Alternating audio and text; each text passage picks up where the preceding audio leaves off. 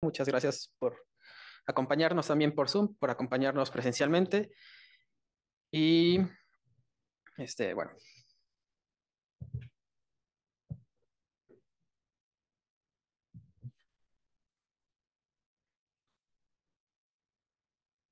el doctor Humberto Terrones Maldonado es egresado de Ingeniería Física en 1992 eh, y estudió el doctorado en Birkbeck en la Universidad de London bajo la supervisión del profesor Alan McKay y el postdoctorado en el Departamento de Química de la Universidad de Cambridge en el Reino Unido, bajo la supervisión del profesor Jack Kilnowski.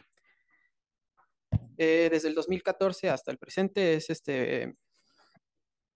profesor de tiempo completo en Rayleigh Endow Chair y en el Departamento de Física Aplicada y Física y Astronomía en Rensselaer Polytechnic Institute en Estados Unidos. Tiene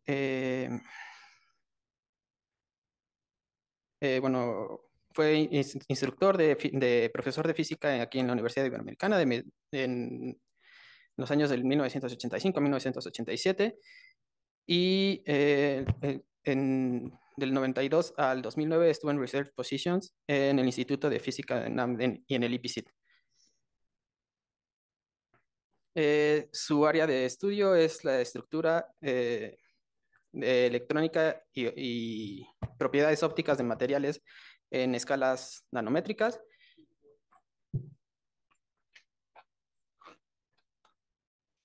Y trabaja también en la síntesis de nanoestructuras por Chemical Vapor Deposition. Tiene un index de 103 con más de 46,000 citas de acuerdo con Google Scholar y ha colaborado en diversos papers de internacionales con 280 y ha supervisado y supervisado 17 tesis de doctorado, 4 de maestría y 2 de ingeniería, de licenciatura. Bueno, lo invito a pasar. El nombre de su plática es Propiedades ópticas de materiales bidimensionales. Bueno, un aplauso, por favor.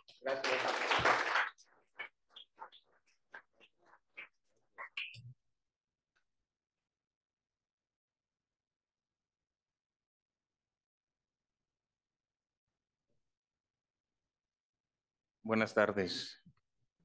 No, todavía no son tardes. Son tardes en Estados Unidos. Nada más que pongamos la charla.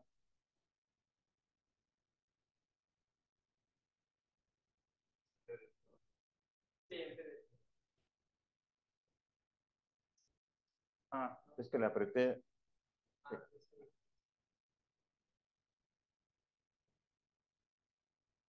para cambiar. Sí, un momento, mientras los entretengo. Yo tenía pensado, te pusiste muchas caras, y me da mucho gusto ver. ¿Qué tal, Gustavo? Fue profesor mío y de toda mi generación. Y de toda la generación. Y yo tenía pensado hablar de propiedades ópticas, pero hablando con Mauricio, decidí mejor hacer un recuento de lo que me ha tocado vivir en lo que se refiere a materiales bidimensionales. Y en algún momento, pues hay un contacto con Mauricio que ha seguido y espero que siga en cuanto a colaboraciones. O sea, prácticamente va a ser un recuento histórico de lo que me ha gustado, que he hecho y porque prácticamente comencé a hacer materiales bidimensionales cuando todavía a los materiales bidimensionales no se les decía materiales bidimensionales. Y que, por cierto, no son materiales bidimensionales. Y ahora voy a explicar por qué. Pero entonces, el nombre de la charla es Los materiales bidimensionales, perspectiva personal, porque es lo que a mí me tocó vivir. Voy a probar que pueda cambiar.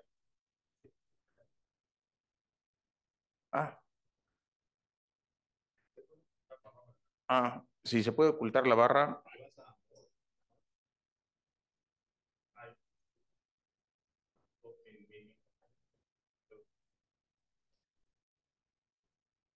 No, no meto. Hubiera sido más fácil que tú las cambiaras. Ok, creo que sí funciona. Bueno, muchas gracias. Entonces cambié el título porque se me hizo más pertinente, en lugar de hablar de propiedades ópticas, que voy a acabar hablando de propiedades ópticas, pero después de lo que me ha tocado vivir, a mí me gusta que me digan Humberto, es profesor, doctor, y ya no me gusta. No, sigue el. No, con la ruedita. Ah, con la ruedita, sí. Es la rueda hipersensible. Entonces voy a definir rápidamente, que es una definición que no me gusta. O sea, esto sí no me gusta, pero lo tengo que hacer porque si no, para saber en dónde está. Vamos. ¿Qué son los materiales dimensionales? Disculpas porque está en inglés. Pues muchas de estas slides, de esta presentación son slides en inglés. Entonces, ¿qué son los materiales bidimensionales? Son nanoestructuras compuestas por átomos en los que el espesor es cuando menos un orden de magnitud menor que el lado más pequeño. O sea, la idea es que tienes una superficie muy grande y tiene un espesor muy pequeño. Y no me gusta porque no se adapta a lo que les voy a enseñar. Y pueden ser del espesor como el grafeno y el nitruro de boro de un átomo de espesor. Voy a hablar muy poco del grafeno y el nitruro de boro, rápido, y también de otras estructuras que son consideradas materiales dimensionales, pero lo haré rápido porque a mí lo que me interesa es el recuento histórico de lo que me tocó a mí vivir de cuando todavía no se les llamaba materiales dimensionales. Este es el grafito, este es un slide que también tiene Mauricio, y solo hay que recordar que son hojas planas que están separadas no por un enlace químico, sino por una interacción que se llama Van der Waals. No voy a ser muy técnico. Entonces son hojas planas. Es una imagen de grafeno de una sola capa, usando un STM, es un microscopio de tunelaje. Y eh, resulta ser que la roca más grande que hay en Rensselaer Polytechnic Institute es grafito de una mina, pero obviamente pues aquí las capas, hay cristales, son varias capas y pues no es un cristal, ¿no? Pero es curioso. Eh, Aquí empieza mi historia, porque yo estaba haciendo el doctorado en 1988, empecé a hacer mi doctorado, y, y en ese entonces eh, Harry Croto, que Mauricio va a hablar mucho de Harry Croto, hizo una visita en 1989 a mi college, Beaver College. Yo no tenía conocimiento de este artículo que publicó en 1984 en Nature con Richard Smalley, Robert Curl, Sean O'Brien y eh, Jim Heath y otros estudiantes. Son dos estudiantes. En 1996 le dieron el premio Nobel a Robert Curl, Richard Smalley y Harry Croto por el descubrimiento de esta molécula que, en mi opinión, sí vino a revolucionar el área de nanotecnología y es el primer caso de un material bidimensional, pero resulta ser que está curvado, ¿no? Entonces, cuando yo recuerdo muy bien, Harry Croto llamó por teléfono, él estaba viajando por todo el mundo tratando de convencer a sus colegas científicos de que la estructura del carbono 60 era un balón de fútbol, porque existen 1812 formas de cerrar una estructura con 60 vértices, 60 átomos de carbono. y habló y yo contesté porque iba a dar un seminario ese mismo día. Me dice, estoy llegando a Gatwick, me voy a tardar como una hora más, entonces pues voy a llegar tarde, pero podemos seguir con el seminario. Yo le informé a mi supervisor, Alan Mackay, y cambió el seminario. Y el seminario, aparte, se cambió el seminario, cambió mi vida y la de Mauricio, curiosamente, porque conocí a Harry Croto y le platiqué lo que estábamos haciendo. En ese entonces teníamos sí, la idea, pero no completamente eh, algo muy tangible, pero había una idea muy interesante que ahora les voy a enseñar, que es el siguiente paso, y nos invitó a la Universidad de Sussex, a mi supervisor y a mí, y conocimos a David Walton, que era su mano derecha, y de ahí existió, él estaba en el departamento de química, pues, química entre Harry, mi supervisor, Harry y yo. Entonces, aquí empezaron.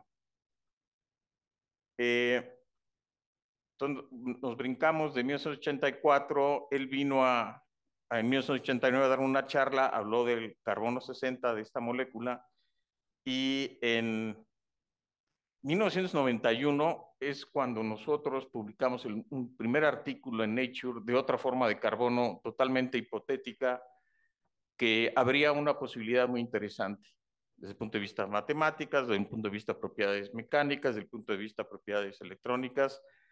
Y esto lo publicamos en agosto de 1991, antes de que Sumijima publicara este famoso artículo de los nanotubos de carbono. Muchas de las personas que están aquí están haciendo o han hecho nanotubos de carbono.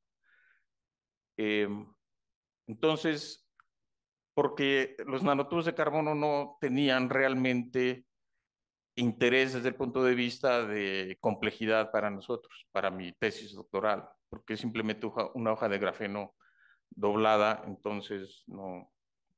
Sin embargo, una vez que salió este artículo, pues rebasó todo lo que. Pero hubo gente que nos siguió, hubo gente que siguió a Jima y hubo gente que siguió a Harry, y tres líneas de investigación, la de fullerenos, la de estas estructuras llamadas schwarzitas, que fuimos los primeros en proponerlas, y nanotubos de carbono, y crecieron. Fullerenos creció, Schwarzitas creció y nanotubos de carbono. Y estuve, bueno, obviamente interaccionando con las personas adecuadas, porque después de que sacamos nuestro artículo y Eijima saca su artículo en noviembre de 1991, recibo otra llamada telefónica. Yo era el secretario, mi supervisor, no estaba, yo contestaba el teléfono, y me dice, no, pues Sumi Ojima habla, ¿qué tal? Yo era estudiante. No, tengo un artículo que voy a enviar a Nature, y es un artículo que tiene las estructuras o parte de las estructuras que ustedes proponen. Y envió el artículo por fax y lo recibí yo y lo vi. Ay, está muy interesante. Y ese artículo se publicó en 1992 por Shumijima, en donde enseña que lo que nosotros proponíamos no era muy descabellado, perdón, que era introducir anillos de carbono de 7 y 8 átomos para generar una forma diferente. Entonces ya tuve acceso a IGIMA y tuve acceso a estas tres nanotubos de carbono, fullerenos y obviamente las estructuras que nosotros proponíamos. Entonces estábamos, puse 1991, pero este es un artículo que publicamos en 2016 porque lo puse como ejemplo. El primer autor es un estudiante de licenciatura, excelente estudiante de licenciatura, eh, obtuvo estructuras muy interesantes que estaban basadas en los principios que habíamos publicado en 1991, y publicamos un artículo con él y él como primer autor. Y el primer mensaje es animar a los estudiantes de licenciatura, sobre todo de ingeniería física, a que participen en la investigación. Bueno, en noviembre, como lo mencioné, vinieron los nanotubos de carbono. ya teníamos fullerenos, había los nanotubos de una capa, de muchas capas, eh, los fullerenos forman cristales y empezó a crecer el área increíblemente. Inclusive yo en ese entonces uno tenía que ir porque las computadoras no eran muy rápidas, no tenían el hardware que tienen ahora de gráficos para girar estructuras, las líneas rectas eran pixeladas, o sea, no había tecnología para... Esto vino mucho después, pero pese a eso, yo empecé a armar modelos con bolitas de poliestireno y con palillos. O sea, esa era mi tecnología, porque las computadoras no se podía. Podía ser, pero pues era una cosa muy pequeñita. Eh, entonces, salió este artículo en 1992. Hubo también avance en hardware de sistemas de gráficos y empezó a ser un sistema de gráficos que se llamaba Silicon Graphics, que tenía todo el hardware para poder desplegar cosas. Se utilizaba para cuestiones biológicas. Entonces, este artículo salió en 1992 y con Mauricio, una de las cosas, porque Mauricio estaba todavía en México cuando salió este artículo, pero de las cosas que me llamaron la atención fue la esfericidad que tienen estas estructuras, que son capas de grafeno en una esfera. Y eh, posteriormente, teniendo el hardware, pasaron 5 años, pero estuve trabajando con Mauricio desde el 94, ahora les voy a enseñar imágenes, tanto en experimento como en teoría. Porque Mauricio, debido a este conocimiento, o sea, yo ya conocía a Harry Croton y dije a Mauricio, pues ¿por qué no te vas con Harry a Inglaterra? Seguramente a lo mejor le dan el premio Nobel. Y se fue, pese a que había ganado una beca Fulbright para irse a Rice.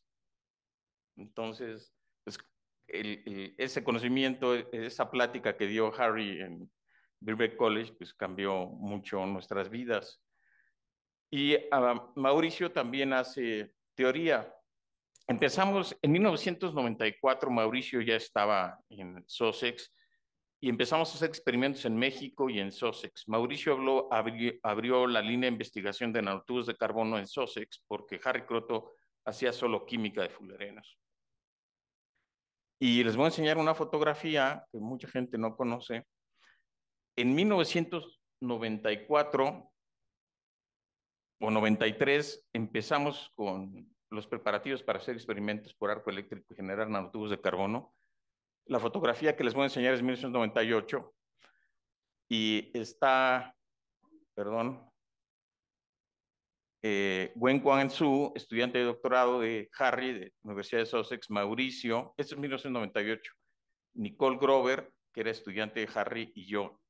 Y este es un experimento de electroquímica, generar nanotubos de carbono por electroquímica, en 1998, pero empezamos a hacer experimentos mucho antes, pero no tengo fotografías. Entonces puse esta porque sí tuvimos el primer laboratorio en México de nanotubos de carbono junto con Rolando Castillo, investigador del Instituto de Física.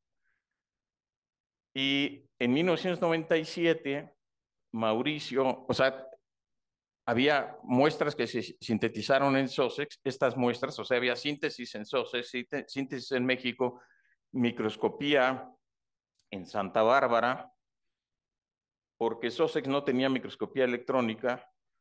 Aquí está Tony Sheetan, está el Material Research Lab de Santa Bárbara, y hacíamos también microscopía en México, microscopía electrónica de alta resolución. Y Mauricio encuentra estos nanotubos alineados y esto hizo que pudiéramos tener un artículo en Nature colaborando, que es otro de los puntos que quiero enviar a los estudiantes. Las cosas realmente importantes se hacen a través de colaboraciones, porque cuando yo regresé a México, una de las cosas con las que me topé fue bueno, ya tienes un artículo en Nature, pero tu artículo en Nature está hecho fuera. Se tiene que hacer aquí en México. Casi solo. No, pues, y todavía sigue habiendo esas ideas, por cierto. Entonces, es un ejemplo de colaboración. Resulta ser que mi amistad con Harry siguió hasta que falleció. Fui de las pocas personas que supo al principio de su enfermedad, ALS, que es la enfermedad de Lou Gehrig. Y una de las cosas que Mauricio y yo empezamos a atacar el problema de la esfericidad. Y aquí estoy con Harry porque fuimos a ver ballenas en Santa Bárbara. Él se mareaba en los barcos, pero lo convencimos, Tony Shitam y yo, de que pues, era padre ir a ver a las ballenas y fue, y había que distraerlo, ¿no? Porque no, para que no se mareara. Y empezamos esto fue en 1998, pero antes Mauricio y yo vimos una idea de utilizar una mezcla de heptágonos y pentágonos adicionalmente a a los pentágonos que ya se tienen para resolver el problema de la esfericidad, y a esto se le dio el nombre de modelo Terrones, que es en un libro, por ahí está el libro de Peter Harris, y ya no lo citan así, se perdió el hilo, pero fuimos los primeros. Y en 2011 fui a la Universidad de Beijing, me invitaron, y fui a la Ciudad Prohibida. Entonces, cuando vi estas esferas, aquí hay un león enorme, que es lo que llama la atención, para mí llamó la esfera. No, porque eran fullerenos, aquí están los pentágonos, tiene que tener 12 pentágonos. Pero si es muy esférica, como esta, tiene que, bueno, si quieren aquí hay grafeno, tiene que haber defectos. No hay forma de que algo sea esférico si no introducen defectos. Por defectos, además de los heptágonos, además de los pentágonos, tiene que haber heptágonos. Y entonces yo le decía a Lourdes, mi esposa, le decía, oye, pero esto tiene que tener defectos. Me dice, no, ¿cómo va a tener defectos? Y pues a lo mejor atrás, pues sí, fui a ver a la parte de atrás. Y en la parte de atrás, aquí hay un heptágono y un pentágono. Cuando esto se hizo, pues, en alrededor de 1400, ellos ya sabían, pero pues, no lo enseñaban, no va a llegar el emperador y se puede enseñar eso qué es. Pero empezamos a trabajar con defectos y ahora uno de los principales temas de investigación con el que colaboramos son defectos, porque es el control de defectos. Eso fue en 1997. En 2000, de nuevo colaboración, porque este artículo tiene teoría de experimento. Mauricio estaba haciendo su postdoctorado en Stuttgart, había tenido contacto con Puli Kelayayan, que fue el primero que publicó junto con Thomas Evesen el método de arco eléctrico para obtener cantidades importantes de nanotubos de carbono, importantes era muy poquito, y utilizando un microscopio que posteriormente Mauricio utilizó, un microscopio de alta resolución, observamos cómo estos dos nanotubos de una sola capa se juntan y hacen un tubo mayor, y simulamos eso con tight binding en 2000 y, y también con un sistema con potenciales empíricos. Publicamos un artículo en Science, y lo importante de este artículo es que los electrones rompen enlaces de carbono, se hace más reactivo ese sitio y es como se pueden juntar dos tubos que están muy juntos, 3.4 angstroms. En el mismo año, que fue un año muy productivo porque yo hice mi sabático en Sussex, publicamos este artículo que tuvimos que pelear muchísimo porque el editor, uno de los referees, que es otra de las cosas en investigación, siempre hay un referee que no quiere, solo porque no quiere. Y recuerdo muy bien que Gotthard Seifer decía, no, ya lo enviamos a otro lado. Le digo, no, este artículo sale en Physical Review Letters, que es una de las revistas más importantes en física. Y en este artículo hablamos, son nanotubos, pero ahora disulfuro molibdeno, de la posibilidad de tener lo que se llama un gap directo. No voy a entrar en detalles, pero el gap directo se encontró en este tipo de estructuras 10 años después. Y eso abrió una línea de investigación nueva sobre materiales bidimensionales semiconductores. Entonces, pues, varias cosas que hicimos en colaboraciones. Y ahora paso en el 2000, hice mi transición 2001 del Instituto de Física al IPCID y empezamos a trabajar en el IPCID considerando alumnos de ingeniería física de la Ibero. Aquí está Federico Villalpando, alguno de ustedes lo tiene que conocer. Fue alumno de ingeniería física, de electrónica, perdón. No sé, hay otro alumno de ingeniería física. Yo pensé que era físico, perdón, por eso puse este slide, pero era de la Ibero, o es de la Ibero, y usando nanotubos de carbono dopados, generamos unos sensores de gases. Es un artículo en el que está Emilio Muñoz, que está aquí con nosotros, siempre apoyando, y pues, es muy importante porque ahora estamos trabajando en sensores, no con nanotubos, que también es muy interesante, pero con otro tipo de nanoestructuras que incluyen los materiales estos, disulfuro molibdeno y sulfuro de tungsteno, pero cuando son planos. Ahora sí, perdón, estudiantes ya del IPCID, Pepe Romo, Eduardo Cruz, Florentino y Emilio, son profesores, J. Velázquez, estudiantes del IPCID. Empezamos a trabajar en nitrógeno, que también es muy importante porque tiene propiedades ópticas cuánticas excepcionales. Y hace mucho tiempo, nosotros, en 2007, empezamos con nitrógeno, que es otro material bidimensional. Entonces, a lo que voy es, hay muchos materiales bidimensionales, como el nitro de boro, el grafeno, todos estos, disulfuro de tungsteno, bajo ciertas condiciones, óxido de zinc. Entonces hay muchos, alrededor de miles, y puedes tú ponerlos en diferente orden y tienes propiedades también muy interesantes. Puedes ponerlos, girarlos, y eso es lo que está haciendo ahora la gente. Entonces, baterías bidimensionales hay muchos. Perdón. Si me puedes ayudar a quitar. Es que honestamente es complicado utilizar por primera vez este. Y ustedes saben que en el 2010 se le dio el premio Nobel a André Geim, a Konstantin Novoselov, que eran personas que nunca estuvieron en la comunidad del carbono, por cierto. Llegaron a hacer un experimento del que se conocía desde 1947 cuáles eran las propiedades electrónicas de una hoja de grafeno. Y es muy interesante, no lo puse por cuestiones de tiempo, el artículo en el de 1947 en donde se habla de las propiedades electrónicas.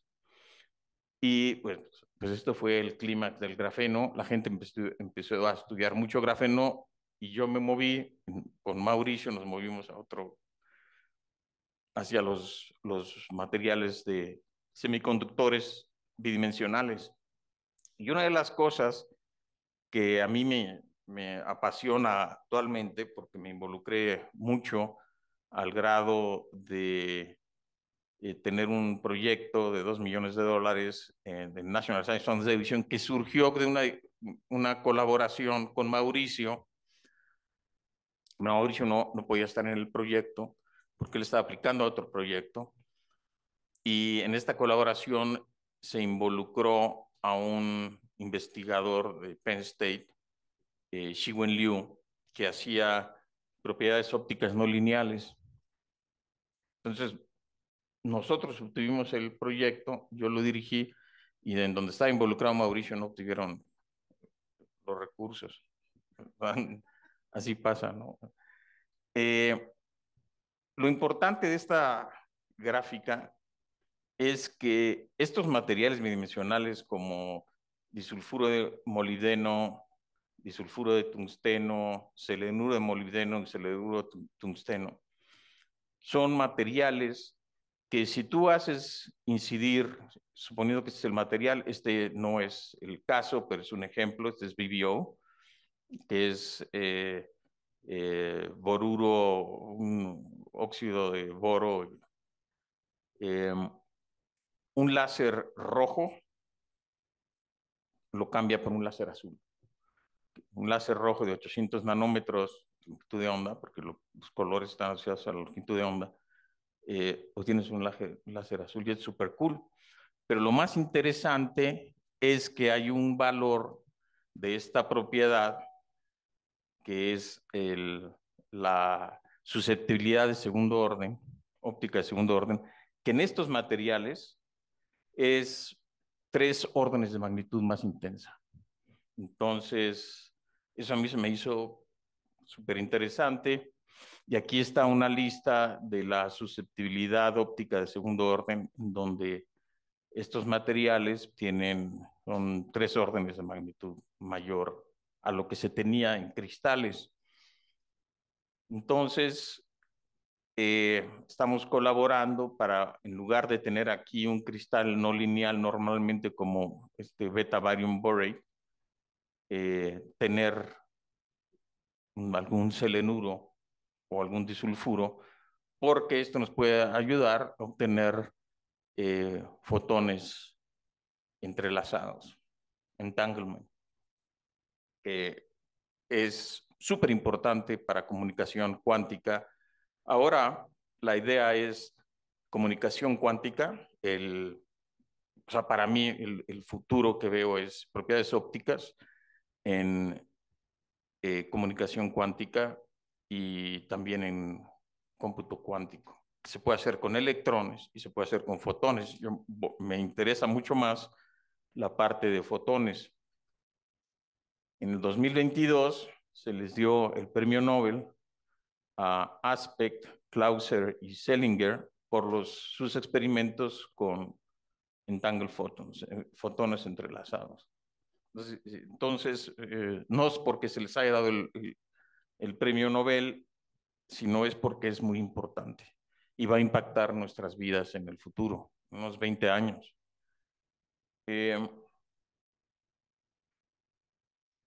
Otra de las cosas en las que estoy muy involucrado, que son propiedades ópticas, por eso ya después de este recuento súper rápido, pasaron muchas cosas. Si tú introduces un defecto en particular, obtienes una señal muy grande en algo que se llama fotoluminiscencia, pero esta señal, que es muy grande y muy angosta, como se puede ver aquí,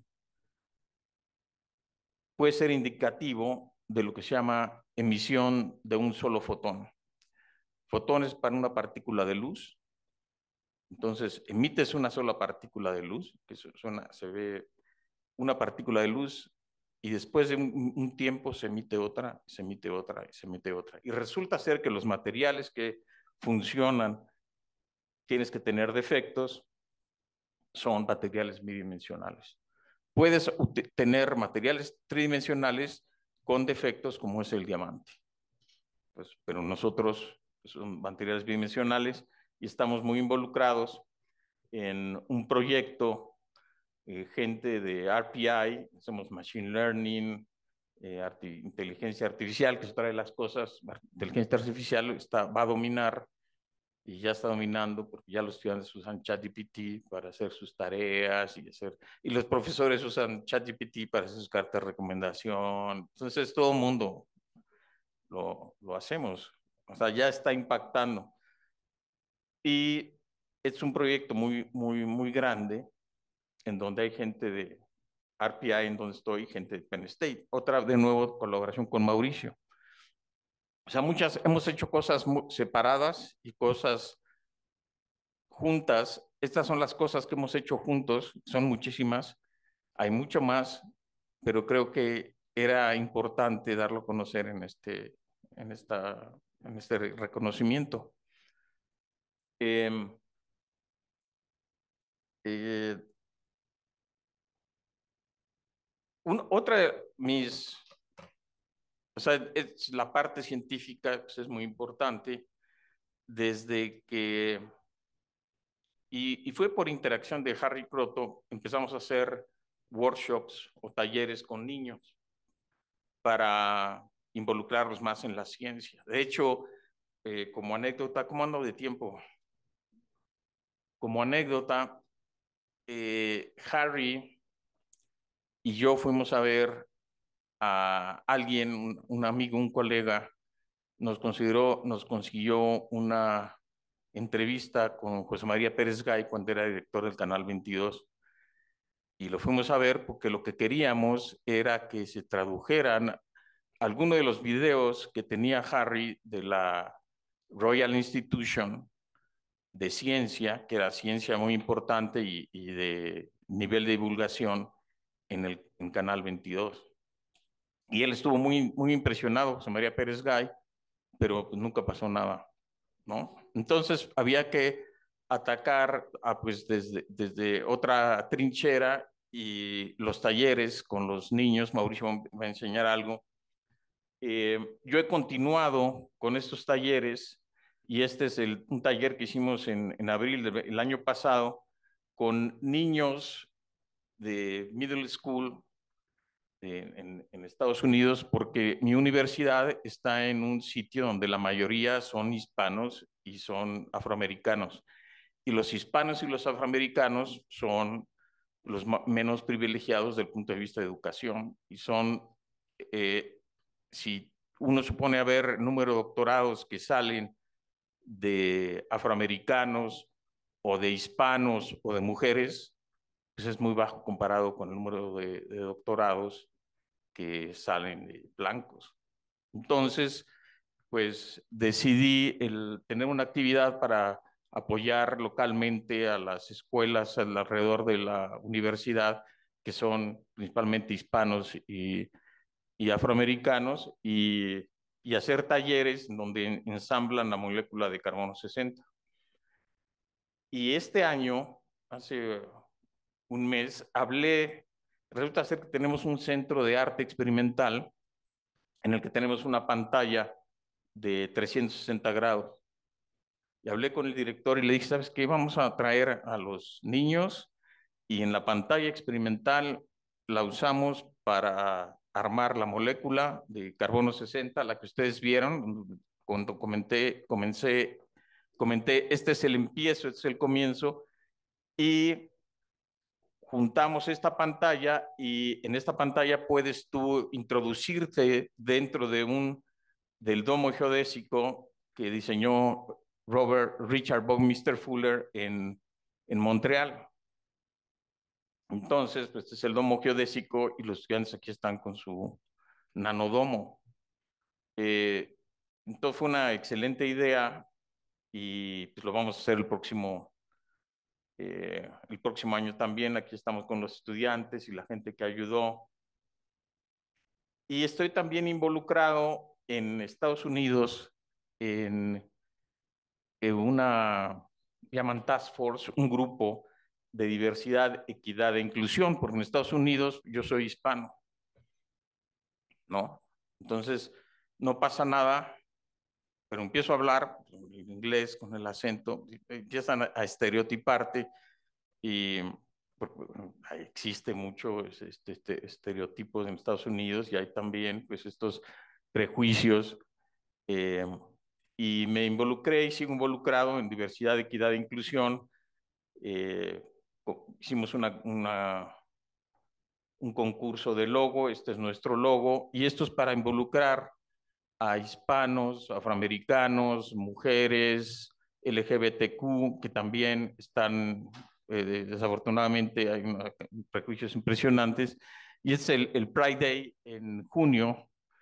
Hicimos un evento en donde comimos helado y esto crea un ambiente muy positivo de integración en la universidad, que creo que impacta también a nivel social. Entonces es algo que estoy también muy involucrado porque el ver que hay pocas mujeres, que hay pocos hispanos, pocos afroamericanos, que la gente LGBTQ no está muy integrada y hay muchos prejuicios, pues hay que hacer algo, ¿no? Y esta es otra de las cosas que hacemos, eh, películas relacionadas con diversidad, equidad e inclusión, acoso, que acoso hay en todas las universidades, acoso sexual, eh, pues ponemos estos pósters de cómo prevenir si uno está viendo que alguien está viendo un acoso, qué se puede hacer. Eh, También hicimos un concurso de t-shirts y este fue el logo que ganó. Entonces, esto crea una integración y una vibra pues, muy a todo dar, ¿no? Estoy también involucrado en eso porque no solo es la ciencia la que... Eh, no solo soy científico, ¿no? Me importan otras cosas. Y con eso termino mi charla.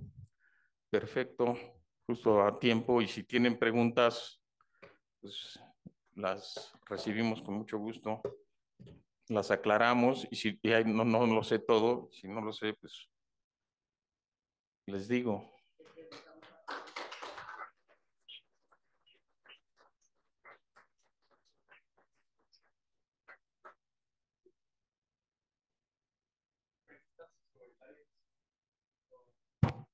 Comentarios, sugerencias, también las quejas son válidas.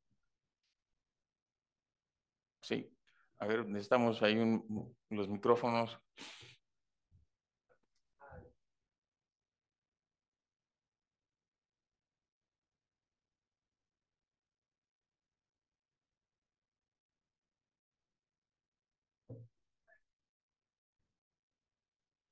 Pero es importante que se oiga porque se está transmitiendo, ¿no? Ese sí funciona.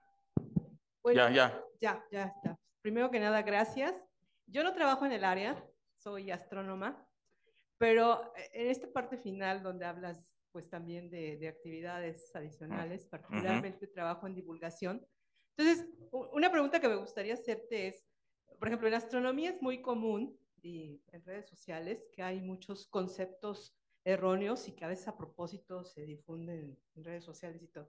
Entonces, en esta área de la nanotecnología, ¿cuáles serían como estos conceptos erróneos que se propagan y que a veces no tenemos tan claros? No, hay muchísimos conceptos erróneos relacionados con nanotecnología. Me he topado con todos, desde cosas no éticas hasta todavía más grandes, ¿no? A pseudociencia, que ese es el problema de las redes sociales, ¿no? Yo recuerdo cuando empezaba con nanotecnología en el 2000 o hablar de nanotecnología, la gente hablaba de hamburguesas, que podían tener hamburguesas con nanotecnología sin utilizar carne de verdad.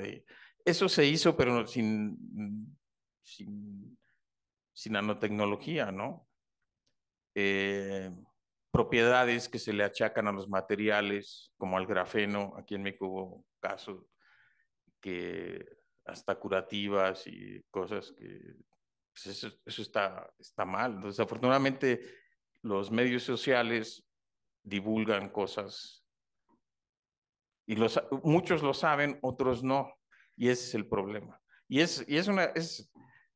Hay oportunidad, y supongo que debe de haber sitios donde sea, este sí es la verdad, esta es la neta del planeta, no se va a venir con la finta, pero la gente, hay que dedicar mucho tiempo para hacer eso, porque tienes que ver qué es lo que se está haciendo y qué es lo que se está haciendo mal para poderlo, y a lo mejor la inteligencia artificial ayuda,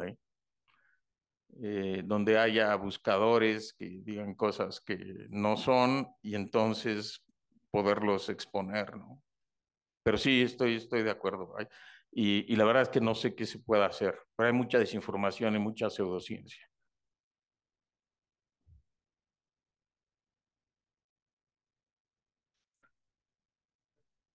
Aquí Gustavo, Kira, no, ¿sí? Hola, pues habías iniciado con una definición que no te gustaba sobre los materiales 2D. ¿Por qué no te gusta esa definición? Excelente pregunta, excelente pregunta. No me gusta porque no son materiales 2D, porque los átomos son pequeñitos, pero tienen 3 dimensiones. Y estamos inmersos en un espacio tridimensional. Entonces, 2D, así como 2D, no. Pero bueno, es una aproximación. La gente, alguien surgió, dijo, no, sí son 2D porque, pues, imagínate una espesor de un átomo, pero sí. Y esto se comprueba cuando uno hace inclusive Raman o modos de vibracionales. Lo que uno ve es que el material vibra también, puede vibrar en la tercera dimensión. El material utiliza la tercera dimensión que tiene disponible. 2D sería átomos en 2D, todo en 2D, y entonces sí, eso es, por eso no me gusta. Aparte que este orden de magnitud más pequeño o más grande tampoco me gusta. Pero lo enseño porque también hay que enseñar lo que no me gusta. A mí definir cosas no me gusta también, porque siempre hay algo que se escapa.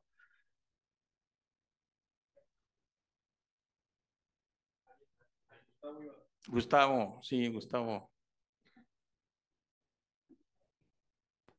O sea, a partir de las áreas de estudio como la química orgánica y demás, o sea, ¿cómo lo aplicas en un laboratorio? Es que siempre he tenido la curiosidad de saber, porque siempre nos enseñan la teoría, nos explican y nos explican, pero ¿y la práctica qué onda? O sea, como que no la vemos tan fácilmente. Muy buena pregunta. Yo salí de la Ibero, tiene que ver con esto. El ambiente en el que yo estuve en la Ibero, yo podía hacer teoría y experimento. Yo me podía meter al laboratorio, le decía a Enrique Sánchez, oye, es que vamos a hacer hologramas. Nunca tuvimos la película adecuada, por cierto, pero nos dejaba usar el láser, no había ningún problema, entramos ahí con Don Gus y Don Charlie, pues sí, pásale, usa la mesa óptica, y crecí o no viendo una frontera entre teoría y experimento. Las dos cosas son importantes y tienen que hacerse juntas. Por eso, regresando a México, en 1992, a finales, me encuentro con que yo era teórico y no podía meterme en un laboratorio. Tener un laboratorio, menos. Y meterme en un microscopio electrónico, prohibidísimo, porque lo iba a descomponer. Entonces, uno tiene que luchar contra eso que todavía sigue. Pero en algún momento cambiamos eso un poquito en el IPCIT. Ya volvieron otra vez a lo de antes, porque la inercia es fuerte, pero bueno. Pero es muy importante el que las dos cosas, teoría y experimento, se hagan.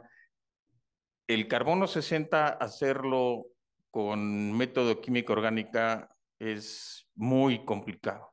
Sí se puede, pero es más fácil utilizar un arco eléctrico. O sea, fuerza bruta que a los químicos no les gusta, pero es la única forma. Y lo mismo con los nanotubos de carbono, lo mismo con otras estructuras.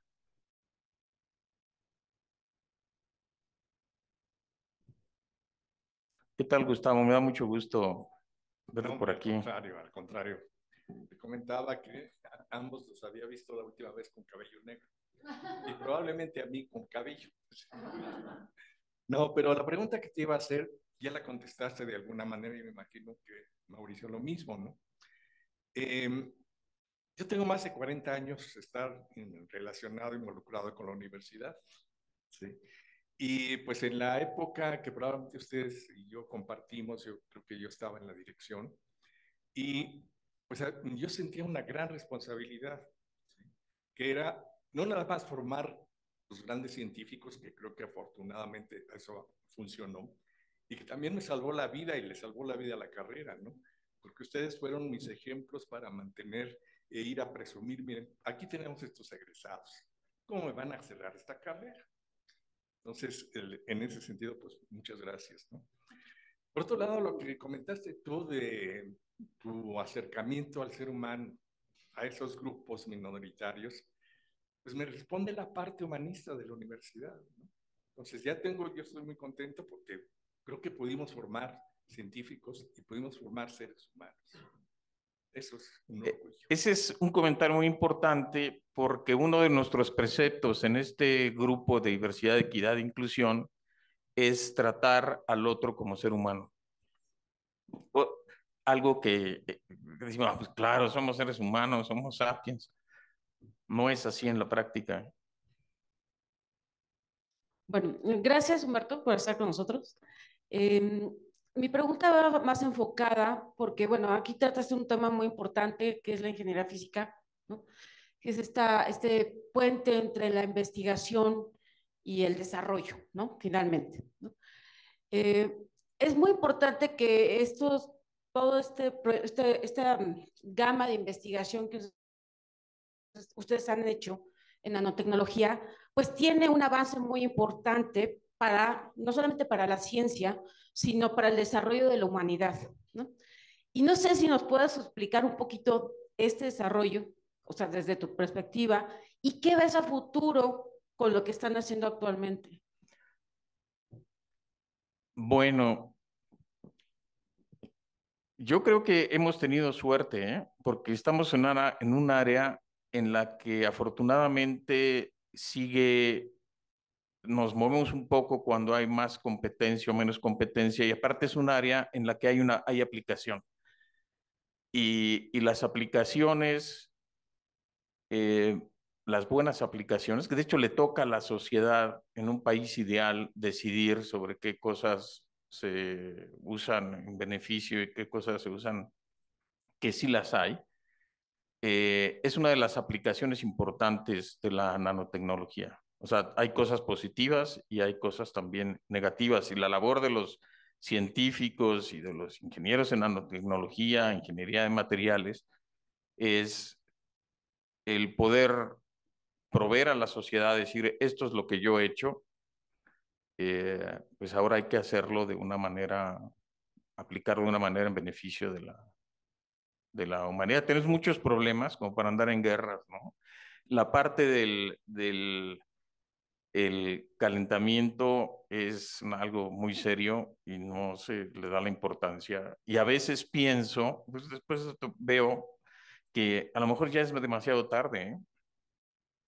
Pero no lo sé, pues no soy un experto. Pero muchas de las cosas que hemos hecho tienen aplicaciones, y esto va a tener aplicaciones, y la inteligencia artificial va a tener, y ya está teniendo aplicaciones positivas y negativas. Entonces la sociedad tiene que decidir, tenemos que tener un país o países mucho más en donde la sociedad no sea analfabeta en el uso de estas tecnologías, pueda discernir mejor, pueda usar estas herramientas de una manera más positiva, pero de que hay una parte negativa, sí, y que hay un impacto, sí.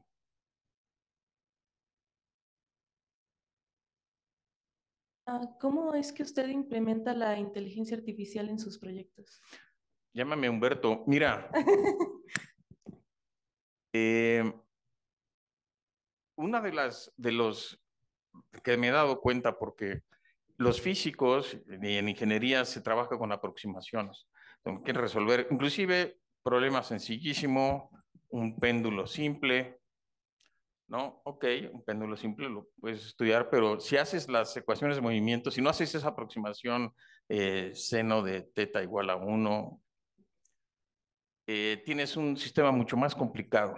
Y eso pasa mucho en ciencia, que se usan eh, eh, shortcuts, caminos cortos.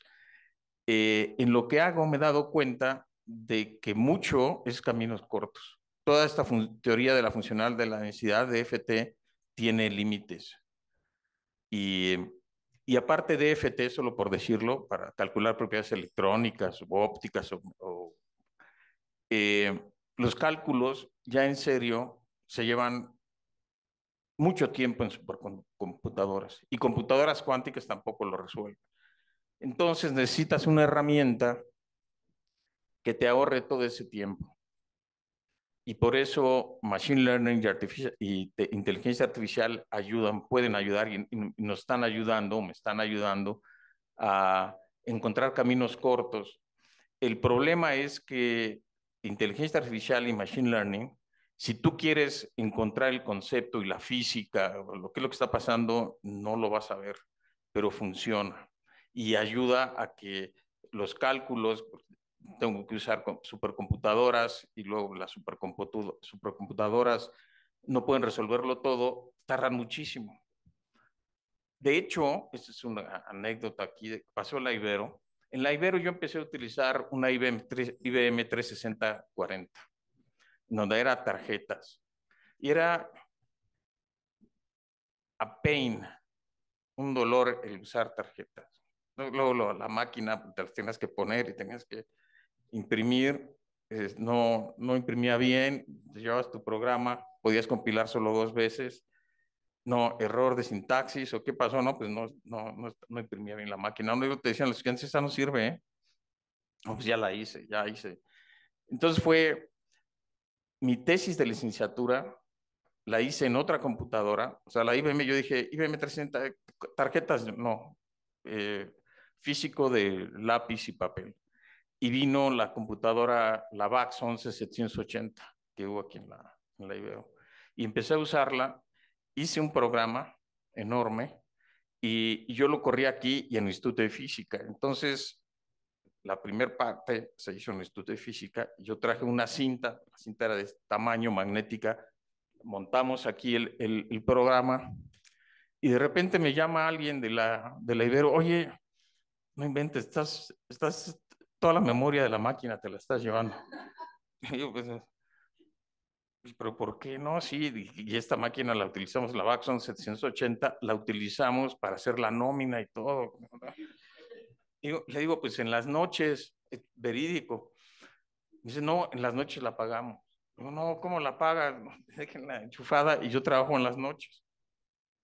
Entonces se requería una herramienta mucho más rápida. Y sí, obviamente ya después vinieron las herramientas mucho más rápidas, las PCs, no había PCs en ese entonces. Me acuerdo cuando llegó la primera PC al Instituto de Física en la UNAM, el disco duro era de 20 megabytes, 20 megas. Ahora 20 megas no sirve de nada.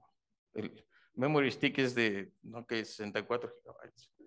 Entonces necesitamos herramientas y yo estoy convencido de que entender todavía mejor machine learning y algoritmos de inteligencia artificial nos va a ayudar a ahorrarnos tiempo de computadoras convencionales o en el futuro de computadoras cuánticas. De hecho, mi universidad, el Grand Central Polytechnic Institute, tiene la única computadora cuántica en un campus en el mundo. Y me preguntarás, ¿quién sabe utilizar la computadora cuántica? Y es muy fácil la respuesta, nadie. Lo que hacen, utilizan modelos y utilizan algoritmos solo para aprobar ciertas cosas. Quien sí sabe y ha resuelto algunos problemas son los técnicos, la gente que hizo la computadora de IBM. Yo creo que es importante Machine Learning Artificial Intelligence para cortar las cosas y al final yo les digo a mis estudiantes, el brain power es más importante que el computing power y el brain power es más importante que la inteligencia artificial. Al final es tu cerebro el que tiene que tomar decisiones y ver si que realmente sea buena ciencia, que las cosas estén bien hechas.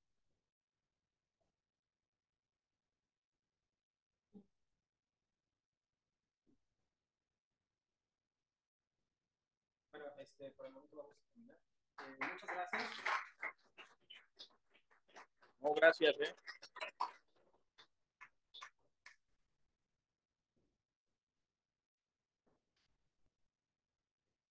Es un cuaderno de parte de la asociación.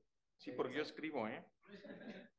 Yo no todo lo hago en la computadora. Claro, Pues muchas gracias. Claro. No, gracias.